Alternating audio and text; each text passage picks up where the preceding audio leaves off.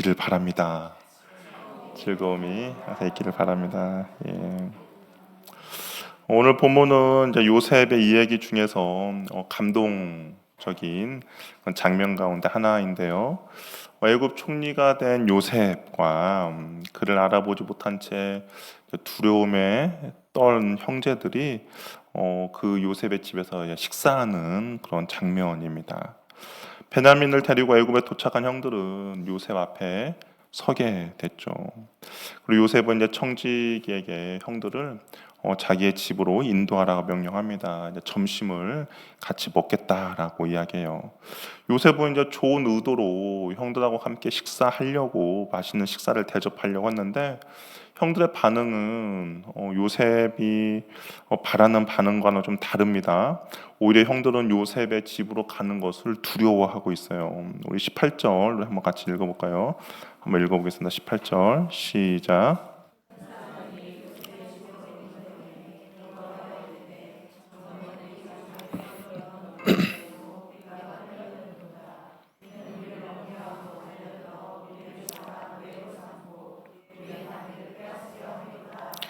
형들은 요셉의 호의를 이제 심판으로 오해를 하죠.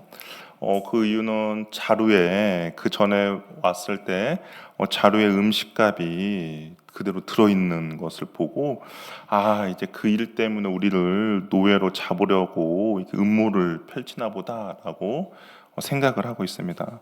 여기 보면 우리를 억류하고 달려들어라고 할 때 이 달려들어라는 단어가 압도적인 힘으로 뭉개다라는 뜻이거든요. 요셉은 잔치를 베풀어서 즐거움을 함께 누리려고 하는데 형들은 그렇게 받아들이지 못하고 있어요. 그렇게 받아들이지 못하는 이유가 무엇입니까? 죄책감에 사로잡혀 있기 때문인 거죠. 죄책감으로 인하여서 요셉의 그 초대가 자신들을 파멸시키고 자기들을 노예로 팔아버리려고 하는 그런 계획으로 오해를 하고 있습니다. 죄책감에 사로잡힌 형들은 호의로 받아들이지 못하고 있어요.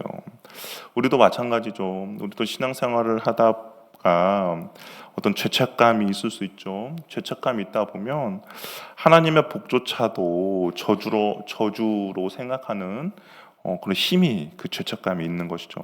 죄책감이 깊을수록 하나님의 은혜조차도 의심하게 됩니다.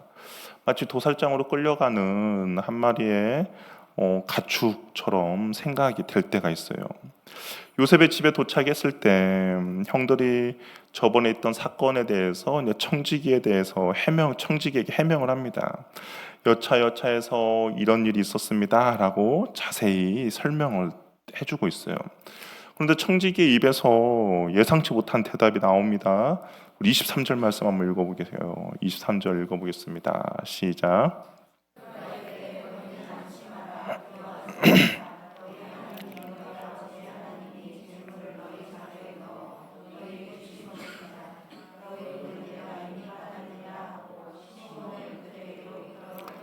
예, 청지기가 안심하고 두려워하지 말라.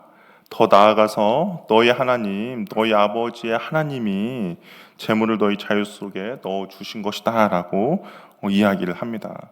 다시 말해서 이 모든 일이 너희가 믿고 의지하는 하나님이 하신 일이다라고 이야기를 하는데 형들은 어떻게 합니까?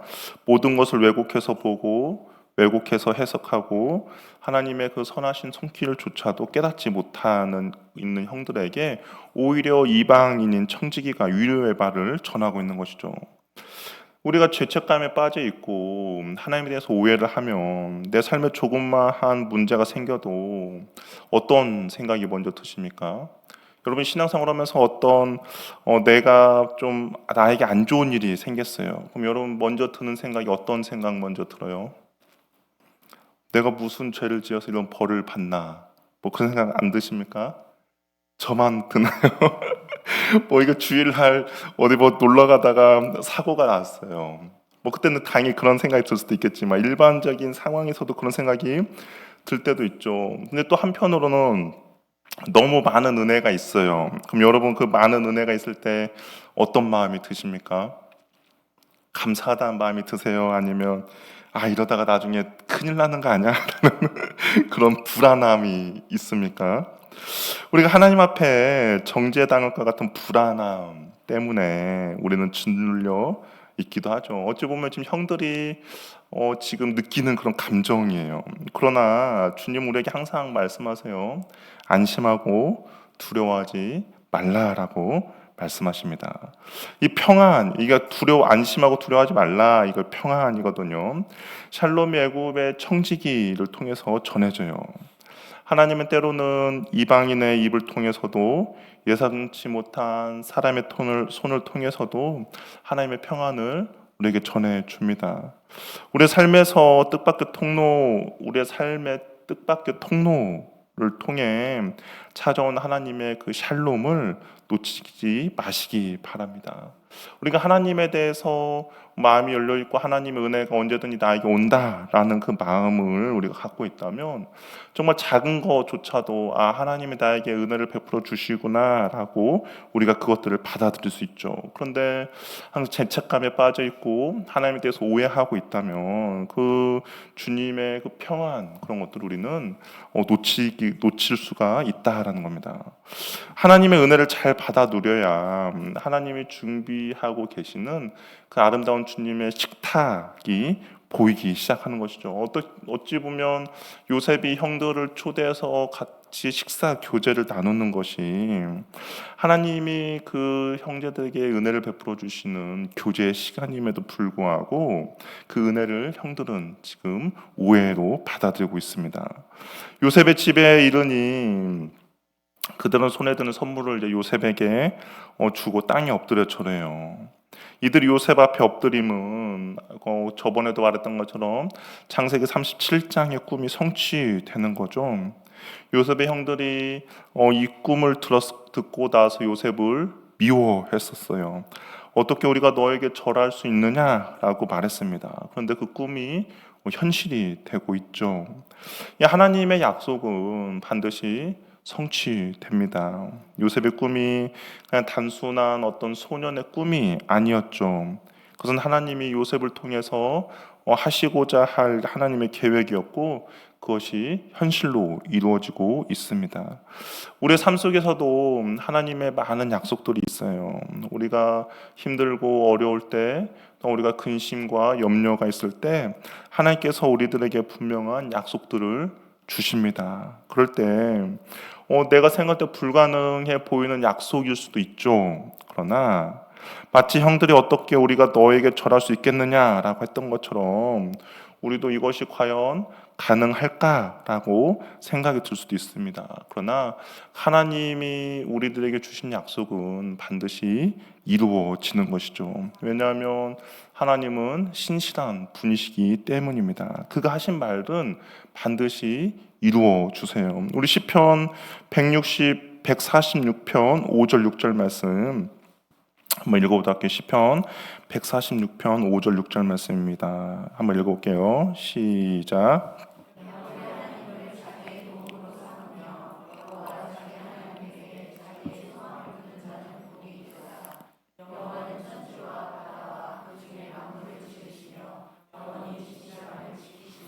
여기 보십시오. 하나님을 자기의 도움으로 삼고 하나님을 자기의 소망을 두는 자는 복이 있다는 거예요. 그 복이 있는 이유는 뭐냐? 하나님이 모든 천지를 창조하신 하나님은 영원히 진실하시다라는 겁니다. 다른 쉬운 성경으로 보면 하나님은 신실하시다라고 해요. 자신이 한 말을 반드시 지킨다라고 말씀하고 있습니다. 그러니까 우리가 하나님의 주신 약속을 붙잡고 그 약속을 소망하며 그 약속을 이루실 하나님을 기대하고 소망하며 나가는 사람에게는 복이 있다라고 이야기를 하고 있다라는 겁니다. 저 여러분이 주님께서 주시는 그런 감동들 또한 설교 시간을 통해서 하나님께서 우리에게 선포되는 그 말씀을 믿음으로 아멘 하시기 바랍니다. 그러면 그 약속을 소망하며 그 약속을 붙잡는 자들에게 하나님께서는 반드시 신실하게 일하신다라는 것이죠.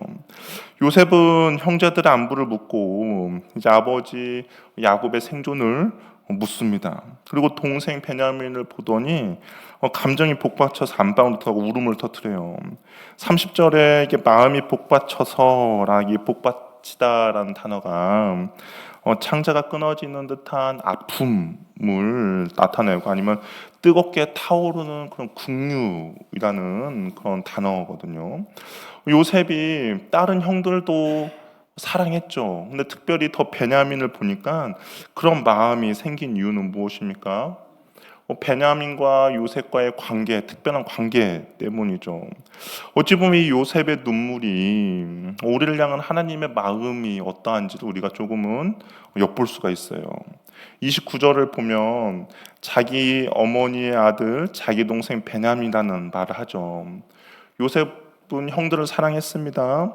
그러나 베냐민에 대한 사랑과는 약간 좀 더 다름을 알 수 있죠.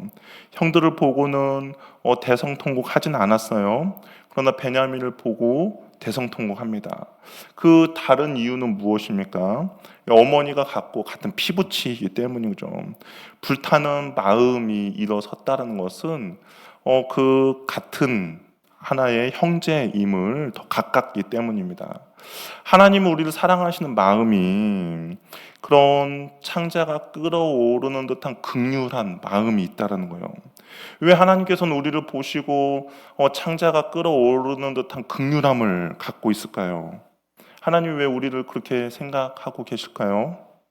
하나님은 자신의 호흡, 자신의 생명으로 우리를 지으셨기 때문인 거죠. 그러니까 주님과 우리가 아무 관계가 없다면 하나님의 그 복받치는 창자가 끌어오는 듯한 긍휼을 가질 필요가 없는데 하나님께서는 저와 여러분 한 사람 한 사람을 소중하게 하나의 작품으로 하나님이 직접 손으로 만드셨죠. 하나님의 DNA가 우리 속에 들어있다라는 겁니다. 그렇기 때문에 하나님이 우리를 보실 때 요셉이 베냐민을 보고 그 마음 가운데 뜨거운 긍휼이 일어나는 것처럼 저 여러분들을 향한 그 하나님의 마음이 그런 마음이 있는 거죠. 왜냐하면 하나님이 그 숨결, 하나님의 호흡, 하나님의 생명이 저 여러분 가운데 있기 때문인 것이죠. 우리 하나님은 우리가 죄를 짓고 실수하여 타락하여 멀리 떠나더라도 우리를 포기하지 않으시고 끝까지 기다려 주시는 분입니다. 이것이 하나님이 우리를 사랑하는 하나님의 사랑의 방법이죠. 우리가 고통을 받을 때, 우리가 죄 가운데 허덕일 때 하나님 우리를 정죄하기보다는 먼저 아파하며 울고 계시는 것이죠. 요셉이 설명할 수 없는 특별한 사랑으로 베냐민을 사랑한 것처럼 하나님은 저 여러분들을 그렇게 사랑하고 계신다라는 겁니다. 그렇기 때문에 우리는 주님 앞에서 어떤 죄책감과 어떠한 그런 걸로 위축되는 것이 아니라 주님의 특별히 사랑받는 그 사랑의 존재로서 우리는 주님 앞에 나아가는 은혜들이 저와 여러분들에게 있기를 바랍니다. 그래서 요셉이 이제 식사를 준비를 하는데요. 식사를 제공하는데 애굽 사람은 히브리 사람들과 함께 식사하는 것을 부정하게 여겼어요. 그러니까 상을 따로 차렸다라고 이야기합니다.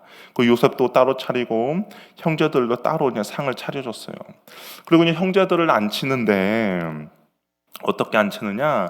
나이 순서대로 앉혀요. 아마 루벤을 제일 앞에다가 앉혔겠죠. 그리고 베냐민을 제일 마지막에 앉혔을 것입니다. 형들은 그 나이 순서대로 이렇게 앉히는 걸 보고 어떻게 해요? 이상하게 여깁니다. 그런데 이제 요셉이 한 가지 특별한 어떤 특이한 행동을 해요. 어떤 특이한 행동을 하느냐? 베냐민에게는 다른 형제보다 5배나 많은 음식을 줍니다. 여기는 요셉의 어떠한 아마 의도가 담겨 있겠죠. 과거 형들이 요셉이 아버지의 편애를 받는 것을 어떻게 했습니까? 시기했죠. 시기해서 그를 팔았어요. 요셉은 이제 베냐민이 특별한 대우를 받는 상황을 연출함으로써 형들의 마음속에 여전히 시기와 질투가 남아 있는지, 아니면 진정으로 형들이 변화되었는지를 이제 시험하고 있는 겁니다. 근데 결과는 어땠을까요? 결과는 어땠느냐? 우리 34절 말씀 한번 읽어볼까요? 결과가 나오는데요. 34절 말씀 한번 읽어보겠습니다. 시작.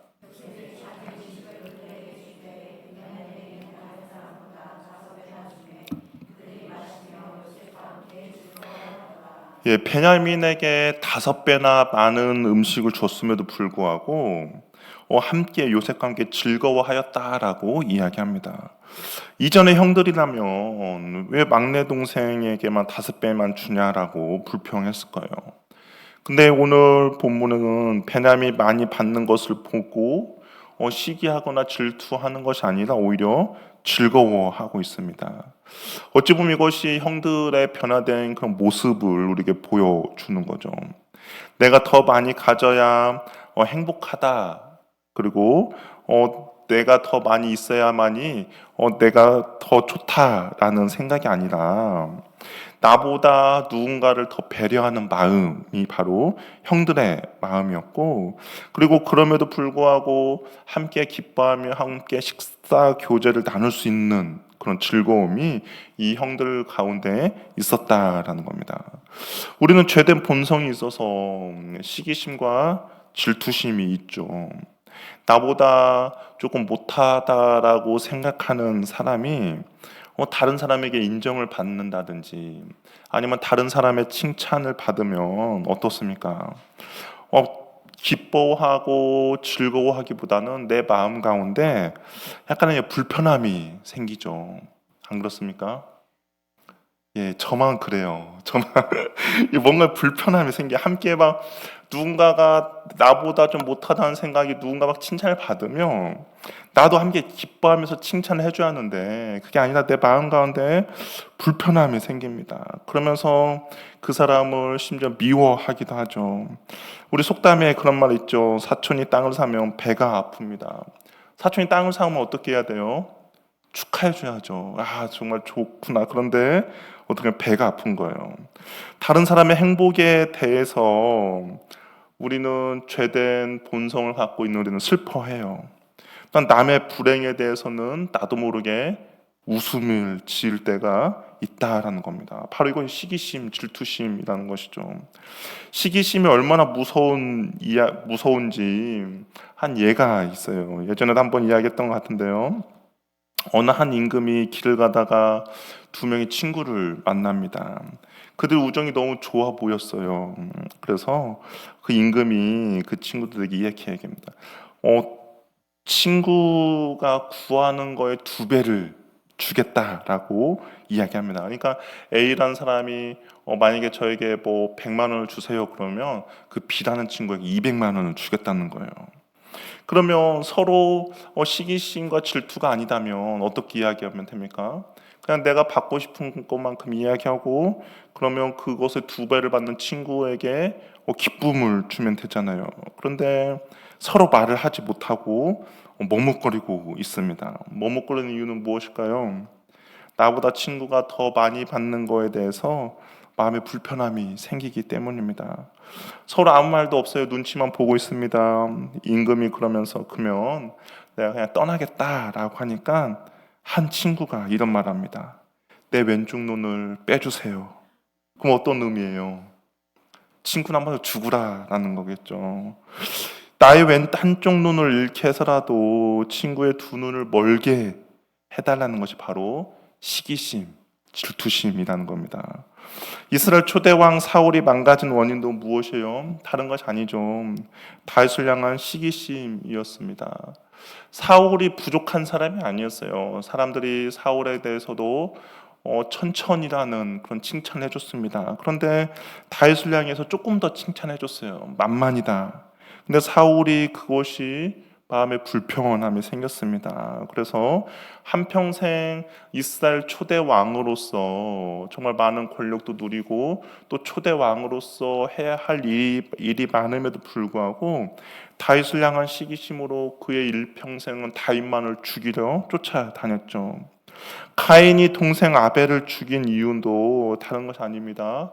시기심 때문이었어요.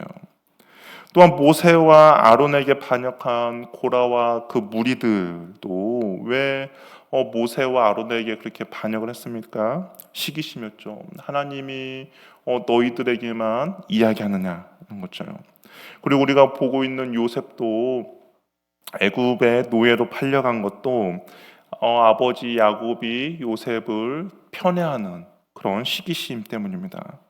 예수님도 마찬가지였어요. 예수님도 십자가에서 죽이고자 한 것들이 뭐 그 사람들이 뭐 진리를 밝히고 진리에 어긋나기보다는 많은 사람들이 예수님을 쫓아다니고 예수님을 호응하고 예수님의 박수를 치니까 시기심으로 인해서 예수를 죽이고자 했습니다. 사도행전을 보아도 마찬가지죠. 사도들을 종교 지도자들이 불편했어요. 이유는 무엇입니까? 시기심 때문이었죠. 시기하고 질투하는 것은 멀리 있는 사람이 시기하고 질투하는 것이 아니라 나와 가까이 있고 나와 직분이 같고 나와 같은 공동체에 존재하는 사람들이 시기하고 질투하는 겁니다. 우리가 시기심을 느끼는 대상도 뭐 저기 멀리 있는 교회 성도들이 아니에요. 뭐 서울에 있는 뭐 교회 성도들에게 우리가 시기심을 느끼는 것이 아니라 무엇입니까? 우리가 함께 예배하고 함께 밥을 먹고 함께 공동체 안에서 말씀을 듣는 우리끼리 시기심을 갖게 되는 것이죠. 그런데 이 시기심에 한번 빠지면 일상적인 모든 삶을 다 빼앗기게 됩니다. 시기하는 대상에 나의 모든 에너지를 쏟아 붓는 거예요. 그 시기하는 대상만 있으면 그 모임 가운데 나의 신경 계속 거슬리게 됩니다. 주야로 그 시기하는 사람만 생각이 나요. 아무것도 하지 않았음에도 불구하고 보기만 해도 견딜 수 없는 시기심이 불타오르죠. 그리고 이 시기심은 시기에만 멈추지 않습니다. 다툼과 분쟁과 미움과 수군거림 그리고 고통과 악의를 낳게 돼요. 그래서 사람의 그 약점을 은근히 흘리고 그에 대한 나쁜 소문을 들으면 동조하고 뒤에서 수군거리죠. 시기가 마음에 뿌리를 내리며 이해할 수 없는 행동들을 하게 됩니다. 하나님이 복 주시는 그 손이 다른 사람에게서 일하는 모습을 분명하게 보여주고 있음에도 불구하고 하나님이 복 주시는 것을 알면서도 그를 오히려 적으로 만드는 경우도 생기게 되는 것이죠.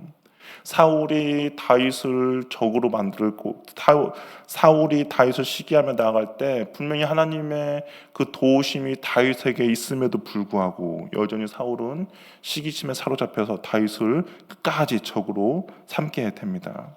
결국은 어떻게 됩니까? 나 자신뿐만 아니라 공동체도 파괴되고 망치게 되는 것이죠. 근데 형들은 그 예전에 형들이 아니었어요. 베냐민을 시기하지 않고 오히려 함께 즐거워하고 있습니다. 나와 함께하고 있는 사람이 나에게 필요한 존재라는 것을 인식하기 시작하면 시기심은 힘을 잃게 되죠. 지금 형들이 이 베냐민을 어떠한 나보다 못한 존재로 여기는 것이 아니라 베냐민이 반드시 필요한 존재로 인식했죠. 왜 그렇습니까? 애굽에 올 때 그 양식을 얻으러 올 때 베냐민이 없으면 안 됐어요. 베냐민이 있어야만이 애굽에 내려가서 그 양식을 얻을 수 있었습니다. 근데 형들의 인식 가운데 베냐민은 꼭 필요한 존재였어요. 그러다 보니까 시기심이 힘을 잃게 되죠. 우리 공동체도 마찬가지입니다. 우리 공동체도 이 동료 의식, 옆에 있는 지체가 꼭 필요한 지체다, 꼭 필요한 존재임을 우리가 인식하며 나아갈 때 우리 안에 옆에 있는 지체를 향한 시기심이 아니라 그 필요한 존재임을 알기에 우리가 함께 즐거워하며 기뻐하며 나갈 수가 있다는 겁니다. 서로 유기적으로 맡겨진 역할을 잘 감당해야 공동체가 잘 돌아가는 거죠. 그래서 우리가 바울 서신을 보면 바울과 교회에 대해서 이야기할 때 각 지체, 그러니까 각자의 지체들이 눈과 귀와 코와 입과 손과 발에 해당하는 것으로 이 지체들을 비유로 이야기를 했죠. 몸을 건강하게 세우기 위해서 서로 필요한 존재임을 말했습니다. 어느 하나가 없다면 온전한 역할을 수행할 수가 없다라는 것이죠. 우리 공동체도 마찬가지입니다. 내 옆에 있는 지체가 나의 시기심과 질투의 대상이 아니라 옆에 있는 지체가 있어야만이 우리의 공동체가 건강하게 세워져 나갈 수가 있다는 것이죠. 내 지체가 가진 탁월한 은사와 재능이 나를 이롭게 하고 내가 속한 공동체를 윤택하게 해준다라는 그런 생각이 우리들 가운데 있어야 한다라는 겁니다. 베냐민을 소중한 존재로 인식했기에 요셉이 베풀어주는 식탁에서 즐거운 시간을 보낼 수가 있는 거예요. 우리는 서로에게 필요한 지체들입니다. 옆에 있는 지체가 있어야만이 우리 공동체가 바로 세워져 나갈 수가 있어요. 그렇기 때문에 옆에 있는 지체가 나의 부족함을 채워주는 지체입니다. 또한 나의 넉넉함으로 옆에 있는 지체의 부족함을 채워줄 수가 있습니다. 그럴 때 하나님이 베풀어 주시는 은혜의 공동체 안에서 우리가 함께 즐거워하며 함께 기뻐하며 함께 맛있는 식사의 교제를 할 수가 있는 것이죠. 저 여러분 옆에 있는 지체를 한번 바라보시기 바랍니다. 옆에 있는 지체가 우리가 시기심의 대상이 아니라 나의 부족함을 채워줄 수 있는 그런 지체라는 것이죠. 우리 말씀을 정리하도록 하겠습니다.